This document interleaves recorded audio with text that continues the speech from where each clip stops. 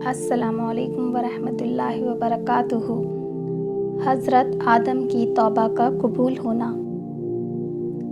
हज़रत आदम को जन्नत से निकालने का, दुनिया में आने का, अल्लाह ताला के नाराज़ होने का इस कदर सदमा था कि शर्मिंदगी की वजह से सर मुबारक झुकाए रखते थे और बहुत ही बेकरारी से रोते रहते थे।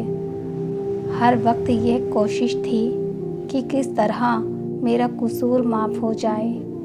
लिखा है कि हज़रत आदम और हज़रत हव्वा 300 बरस ऐसा रोए कि आंसुओं से नहरें बह गईं। तमाम चरिंद्र परिंद्र पानी पीकर कहते थे कि सुभान अल्लाह, क्या उम्दा और मीठा पानी है। आप उस वक्त बहुत शर्मिंदा होते और कहते कि हाय अफसोस, मेरे कसूर पर जानवर भी हंसते हैं। अल्लाह ताला की तरफ से जवाब मिलता, ऐ आदम, यह जानवर सच कहते हैं। जो बंदा हमारी नाफरमानी करके हमारे खौफ से डरता है और शर्मिंदा होकर रोता है तो हमारे नज़दीक उसके आंसू शहद से भी ज़्यादा मीठे होते हैं। मोहसिन आज़म हुज़ूर सल्लल्लाहु अलैहि वसल्लम फरमाते हैं कि 3 किस्म की आँखें ऐसी हैं जिनको अल्लाह ताला दोज़ख में नहीं डालेगा। वह आँखें जो अल्लाह ताला के खौफ और शर्मिंदगी से रोई हों, वह आँखें जो गुनाहों की चीज़ों को ना देखें, वह आँखें जो फ़र्ज़ नमाज़ों के अलावा नींद छोड़कर तहज्जुद की नमाज में जागी हों। लिखा है कि हज़रत हव्वा अलैहिस्सलाम भी इतना रोई कि उनकी आंसुओं से मेहंदी और सुरमा पैदा हुआ और जो कतरे समुद्र में गिरे उनसे मोती बने। हज़रत आदम और हज़रत हव्वा की जुदाई को 300 बरस गुज़र गए।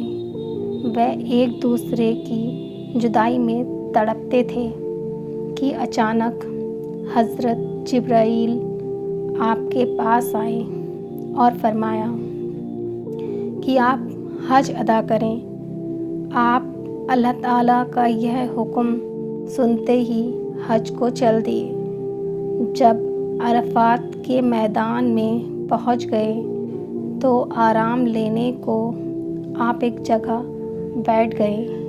क्या देखते हैं कि जद्दे की तरफ से हज़रत हव्वा आ रही हैं। आप मोहब्बत के जोश में खड़े हो गए और दौड़कर उनसे लिपट गए। दोनों रोते रोते बेहोश होकर ज़मीन पर गिर पड़े। यह हाल देखकर फरिश्ते भी रो पड़े।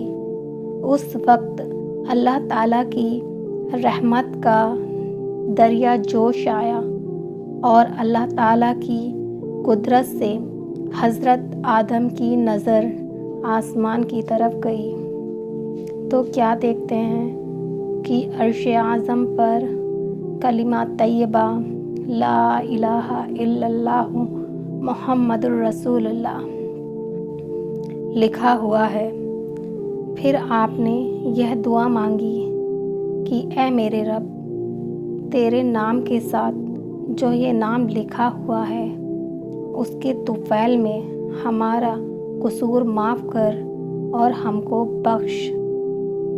हज़रत जिब्राईल उसी वक्त अल्लाह ताला का सलाम लाए और कहा कि अल्लाह ताला फरमाता है, ऐ आदम, अगर तुम जन्नत में ही मोहम्मद के तुफ़ैल में दुआ मांगते तो हम तुमको दुनिया में ना भेजते और तुम्हारा कसूर माफ़ कर देते।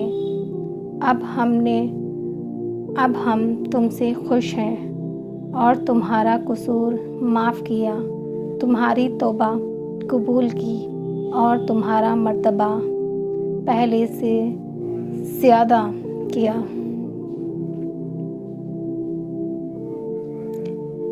یعنی پھر جب انہوں نے معافی مانگی تو ان کے رب نے زیادہ مقبول بنا لیا اور توبہ قبول کی، ان کو ہمیشہ اپنی تابعداری میں رکھا، اور فرشتوں کو حکم ہوا کہ آدم ہماری بارگاہ میں ایک عظیم الشان ذریعہ اور طفیل لائے ہیں، سب ان کی تعظیم کرو۔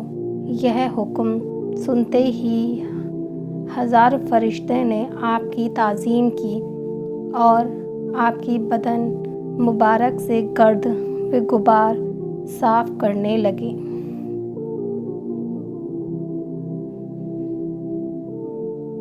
سبحان اللہ۔ اپنے مالک و خالق اپنے خدا کے سامنے شرمندہ ہونا، اپنے قصوروں کی معافی مانگنا ایک عظیم بوٹی ہے اور نہایت مبارک علاج اور عمل ہے، اور کس قدر عظیم و شان وسیلہ اور نام مبارک ہے ہمارے آقائے نامدار محبوب خدا حضرت محمد مصطفیٰ صلی اللہ علیہ وسلم کا۔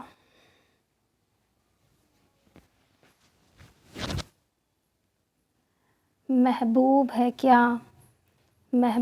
ہے کیا صلی علی نام محمد، آنکھوں کی ضیا دل کی جلا نام محمد، اس نام کی لذت دل عشاق سے پوچھو، جان آ گئی تن میں جو لیا نام محمد، قرآن میں، جنت میں اور عرش اعظم پر کس شان سے اللہ نے لکھا نام محمد۔